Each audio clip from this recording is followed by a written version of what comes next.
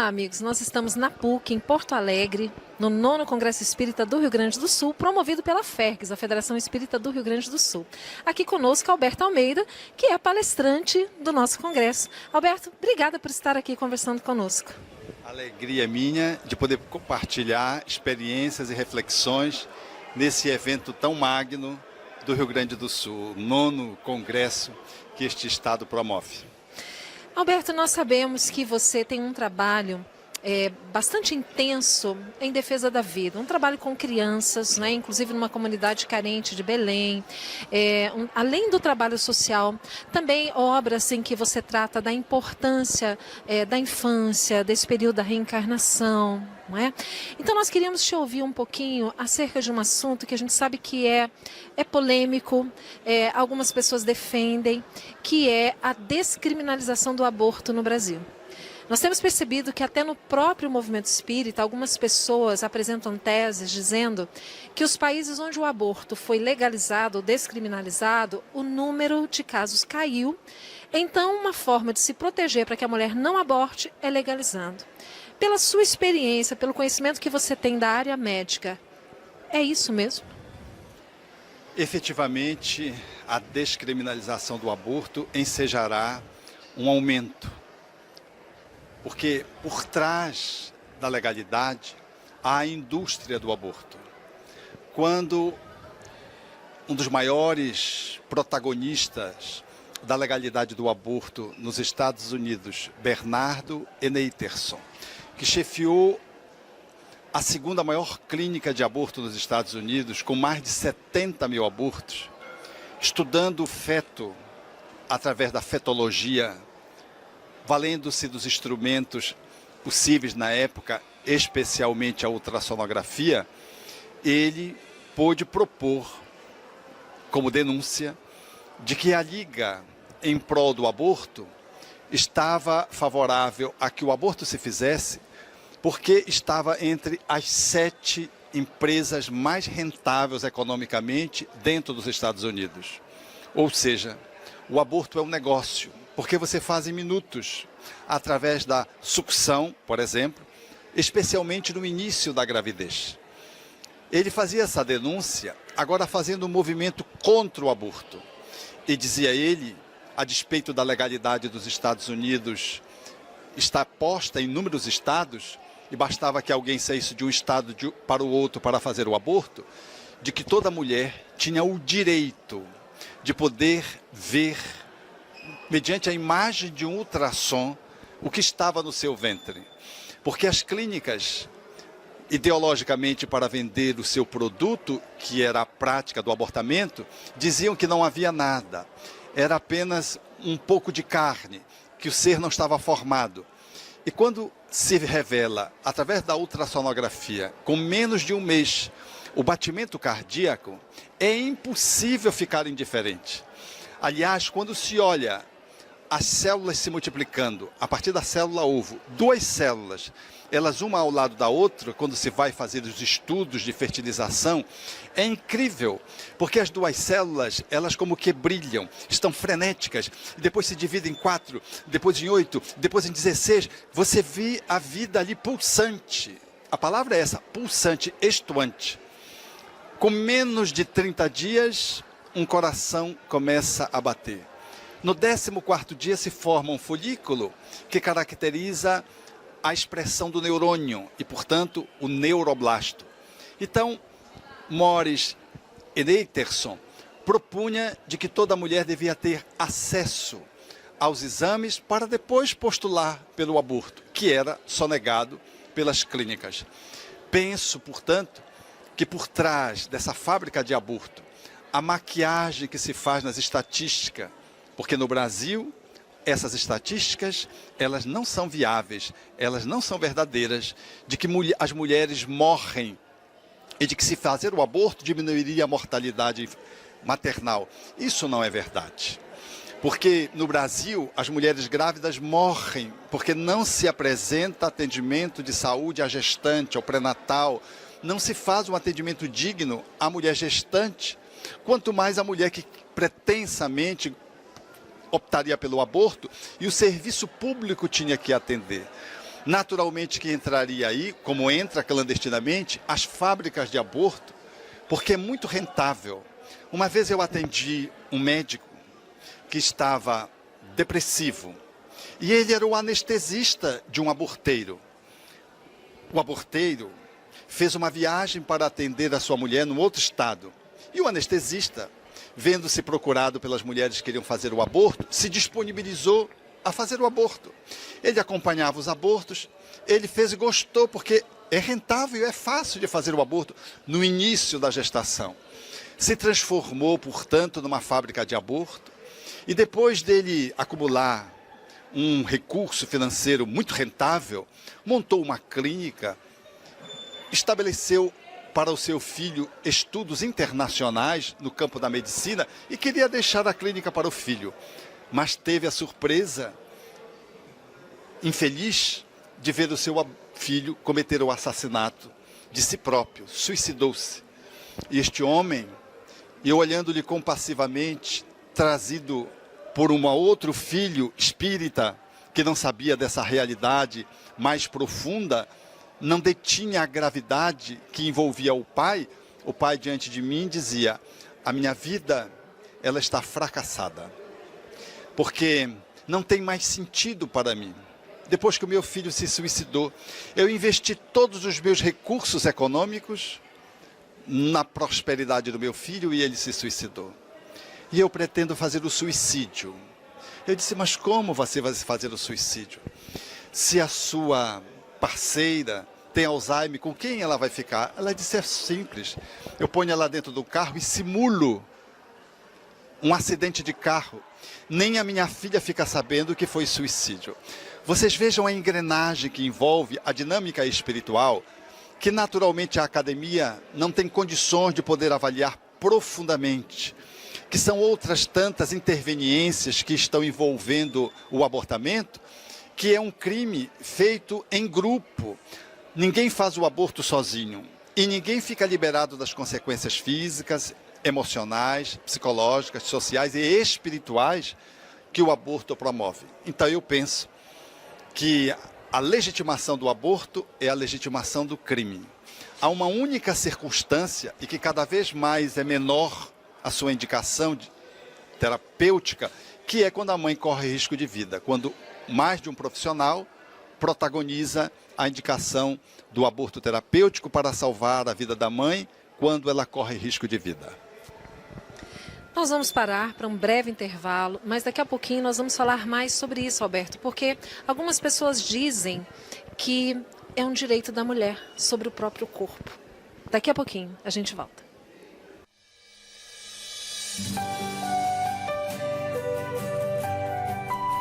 Vivemos um momento de transformação.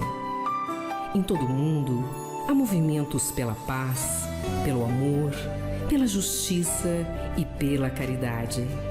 Todas essas ações vencem dia a dia o egoísmo e o orgulho. Para fazer parte desta mobilização e participar ativamente da mudança que queremos ver no planeta Terra, há muitas maneiras de ajudar. Uma delas pode começar aqui. Convidamos você a se tornar um amigo da Fergs. Com uma colaboração mensal a partir de R$ 25, você terá acesso ao canal Fergs TV. São palestras, seminários, congressos, entrevistas e outros conteúdos exclusivos para o seu aperfeiçoamento e enriquecimento moral. Um material para assistir onde, quando e quantas vezes quiser, unindo praticidade e economia financeira. Ao aderir ao programa Amigos da Fergs, você terá a oportunidade de promover a fraternidade, a assistência e promoção social espírita e ainda disseminar valores morais positivos.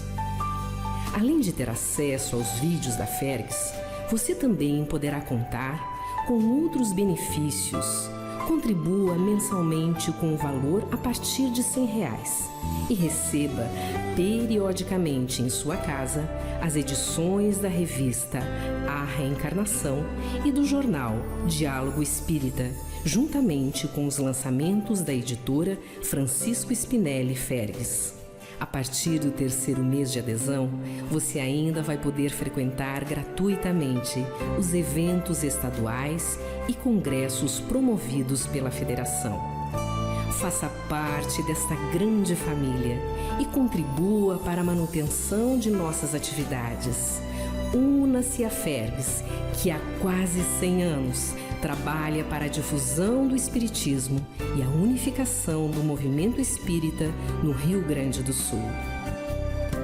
Jesus é um socorro do céu. Tardar na sua mensagem é delongar o desespero dos homens.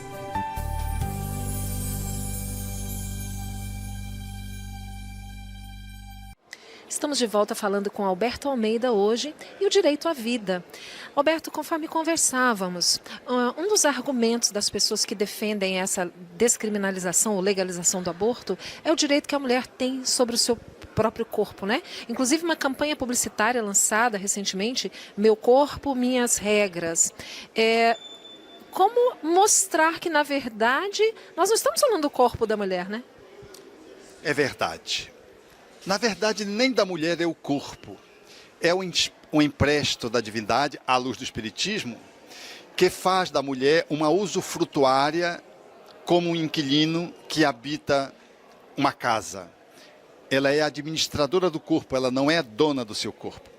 Mas ainda admitindo essa hipótese que ela fosse dona do seu corpo, ela não é dona do embrião.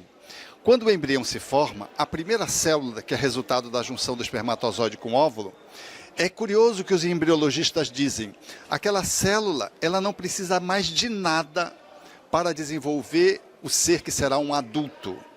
Apenas da nutrição que a matriz uterina oferece. Só. Ela se desenvolve por si mesma. Ela tem uma carga genética inteiramente própria. Ela, em nenhum momento a mais do que a nutrição, vai precisar da mãe para ter a especificidade, a singularidade e a complexidade que ela vai apresentar no seu processo de desenvolvimento. O desenvolvimento do embrião, ele se dá à revelia da mãe, salvo com o aporte nutricional. Também é verdade que, do ponto de vista da genética, quando Jerome Lerume, o pai da genética moderna, esteve no Brasil por ocasião próximo após a Constituição ser aprovada em 1988, ele disse em Brasília, se um estudante meu não sabe diferenciar uma célula ovo ou zigoto de um ser humano de um chimpanzé na cadeira de citogenética, ele está reprovado. E dizia ele, quando o óvulo é fecundado pelo espermatozoide, nós poderíamos dar a este ser, que agora é um zigoto, que é uma célula, nós poderíamos dar uma carteira de identidade internacional, porque ele é um ser inteiramente próprio, a despeito da interdependência da mãe. E tanto é verdade de que o embrião não é parte da mãe, que vemos casos em que a mãe sofreu morte cerebral, ou seja, do ponto de vista médico, ela não pode mais ser recuperada, e o embrião continuou, a gestação foi levada a termo na UTI, e o embrião, o feto, nasceu, mesmo a mãe já estando morta do ponto de vista neurológico, caracterizando, portanto, de que o embrião, ele tem uma independência vital, e mesmo que a mãe cerebralmente esteja morta, sem possibilidade de reversibilidade, se há um feto, ele tem o direito inalienável de ser assegurada a sua existência, ensejando-lhe que a gestação chegue a termo e ele possa nascer, caracterizando que são seres diferentes. Do ponto de vista espírita, são dois espíritos que estão interligados, mas um, nessa relação de interdependência, não é um pedaço do outro.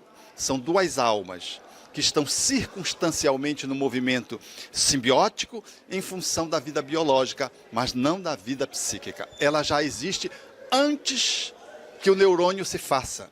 Porque se fizer uma regressão antes do primeiro mês, nas 2 primeiras semanas, você vai ver que já há psiquismo, mesmo que o cérebro ainda não tenha se estabelecido. O que enseja dizer de que é o espírito programador e de que o cérebro é o computador. Nós não podemos confundir o cérebro com o espírito, nem tampouco achar que é o cérebro que modela o pensamento, a emoção, o sentimento e a pessoa, o ego. Não é. É o espírito, e a visão reencarnacionista e da terapia de regressão de memória nos enseja, e da hipnose, nos enseja a perceber de que a vida antes do cérebro está formado, caracterizando, portanto, de que o cérebro é uma consequência do espírito, e não de que o espírito é um epifenômeno do cérebro. Alberto, um dos argumentos que nós temos ouvido também é com relação à crueldade que se faz ao condenar uma mulher que faz aborto, já que o aborto é crime, previsto por lei, até com prisão. Embora nós saibamos que efetivamente a mulher não é presa, né? Mas então disse que é cruel para com essa mulher, que ela precisa ser acolhida. Como conciliar isso? Esse acolhimento à mulher se ela está praticando um crime? Mesmo nos lugares onde o aborto é legalizado, a mulher se autopune, porque é um movimento contra a vida. É interessante, se você vai se aproximar de um filhote, de um gato, de um cão, de um tigre, ele avança em você. Eu vejo os pássaros. Quando tem um pássaro maior que se aproxima do seu ninho onde estão os filhotes, o pássaro vai para o enfrentamento do outro pássaro que é muito maior. O animal enfrenta um outro que é muito maior, procurando defender a sua cria. É um sentimento, um instinto, que nós vamos elaborando ao longo do nosso processo evolutivo. Então, toda mulher, por mais materialista que seja, por mais ideologicamente que ela procure afirmar a sua escolha pautada de que, nos argumentos de que ela é dona do seu corpo, de que ela tem o direito de decidir sobre a sua vida e do ser que está sendo gerado ou que está dentro dela, por maior que seja a sua fala, no sentido de defender-se do aborto provocado, legal ou não, ela está fazendo um movimento na contramão da maternidade. E isso não se anuncia. São os processos de transtornos mentais, são as culpas inconscientes que se revelam como doenças, às vezes insidiosas, alcançando a mulher. Dinâmicas obsessivas que surgem e a mulher não dá-se conta disso, não sabe que está relacionada àquele processo em que ela cometeu o delito do aborto, porque ela achou que não era delito, mas internamente há uma escuridão, figurativamente falando, psicologicamente falando, dentro do seu inconsciente, o que faz ponte com entidades obsessoras. Uma vez eu atendi uma jovem e ela estava semi-enlouquecida, e ela tinha feito 4 abortos, e eu pude atendê-la e perceber de que ela estava no seu processo mental muito atormentada, muito confusa, que aquilo estava relacionado ao aborto. Eu fiz essa investigação, mas ela não tinha a menor consciência de que tinha cometido alguma falha. Ela fez o aborto porque era muito jovem, bonita, transou, a gravidez era inoportuna, a circunstância não favorecia, ela fez o aborto, sem achar que estava cometendo nenhum crime, ou seja, não havia nenhuma culpa consciente. Mas eu fui para a reunião mediúnica e atendi a entidade. E a entidade me dizia, nós vamos levá-la à morte. A entidade, essa que se comunicava, tinha sido abortada mais de uma vez. Ela se comprometeu comigo. Então ela rompeu com o compromisso. E foi um diálogo longo, e por mais de uma reunião, essa moça encontrou do Espiritismo uma explicação, associou-se a atividades nobres no campo da assistência social e foi se recompondo.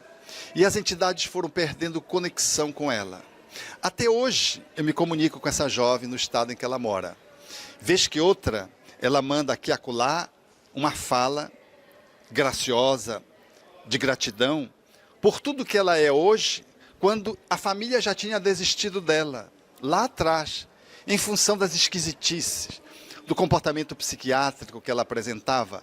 E ela fez um movimento de recomeço, porque, na verdade, a partir daquele encontro terapêutico e homeopático que fizemos com ela, porque havia um processo obsessivo insidioso, mesmo ela sem se dar conta de que efetivamente tinha cometido um crime. Bom, nós vamos parar novamente brevemente. Daqui a pouquinho nós retornaremos falando mais sobre a vida com Alberto Almeida. Até já.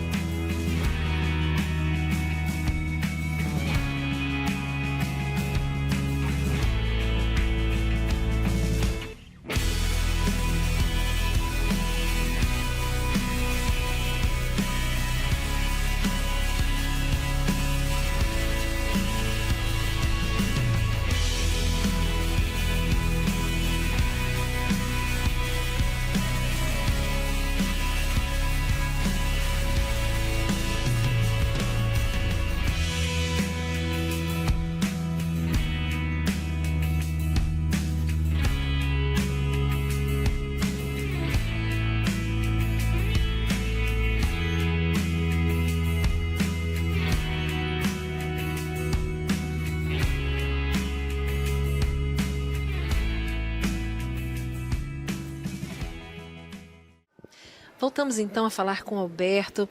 Alberto, de tudo isso que você falou, nos mostra a misericórdia divina, porque eu tenho certeza que muitas pessoas que nos ouvem, talvez já tenham passado por isso, né? Mulheres já tenham passado por essa situação, talvez por ignorância ou porque não viram uma alternativa naquela época.